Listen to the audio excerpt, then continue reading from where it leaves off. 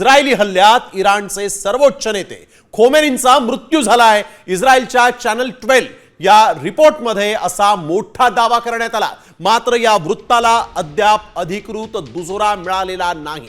एकीकडे इराणवर आपण बघतोय इस्रायल आणि अमेरिकेने हल्ला केला आणि त्यानंतर ही अत्यंत मोठी आणि महत्त्वाची बातमी समोर आली आहे।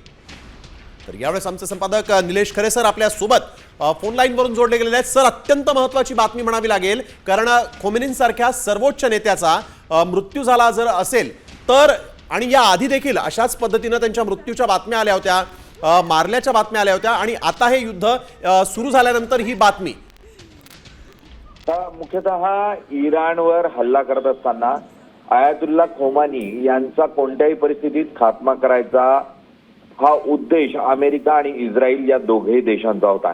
अमेरिकेकडून जे इराण विरोधातलं युद्ध पुकारण्यात आलंय त्यामध्ये इस्रायलचा मोठ्या प्रमाणावर वापर केला जातोय। इस्रायल आणि इराण हे अत्यंत मोठे शत्रू राष्ट्र म्हणून ओळखले जातात। आता जी माहिती उपलब्ध होतीये आणि इस्रायली चॅनल 12 जी बातमी दिली आहे त्यानुसार आयातुल्ला खोमेनी यांची हत्या किंवा यांचा मृत्यू या हल्ल्यामध्ये झाल्याची माहिती समोर येते। मात्र अद्याप इराणियन मीडियानं किंवा इतर कोणत्याही आंतरराष्ट्रीय मीडियानं याला पुष्टी केलेली नाही। मात्र आयातुल्ला खोमेनी यांचा जर मृत्यू झाला तर युद्ध आणखी पुढे सरकेल अशी परिस्थिती नसेल, त्यानंतर तातडीनं युद्ध थांबू शकतं, कारण संरक्षण मंत्री या अगोदरच मारली गेल्याची बातमी समोर आलेली आहे इराणचे।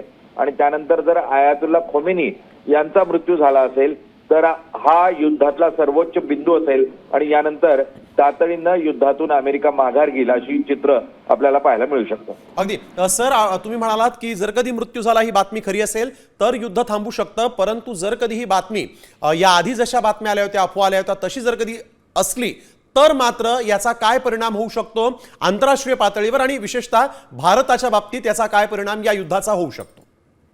भारतावर तातडीनं याचा कोणताही परिणाम दिसणार नाही। मात्र या पूर्ण परिस्थितीमुळे तेलाच्या किमती ज्या आहेत त्याचा मोठा भडका उडताना आपल्याला पाहायला मिळेल।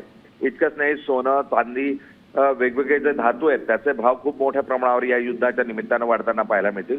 आयातुल्ला खोमेनी जर याही हल्ल्यातून वाचले तर ते मोठा प्रखरपणे हल्ला हा अमेरिकेच्या विरोधात, इस्रायलच्या विरोधात आणि जे शत्रू राष्ट्र आहे UAE आहे किंवा इतर जे राष्ट्र आहेत ज्यांना अमेरिका मदत करत आहे अशा राष्ट्रांवर एक मोठा हल्ला, हा आत्मघाती हल्ला असण्याची शक्यता असू शकते, अशा स्वरूपाचा आपल्याला पाहायला मिळू शकतो। बिलकुल, धन्यवाद सर आपण दिलेल्या या संपूर्ण माहितीबद्दल।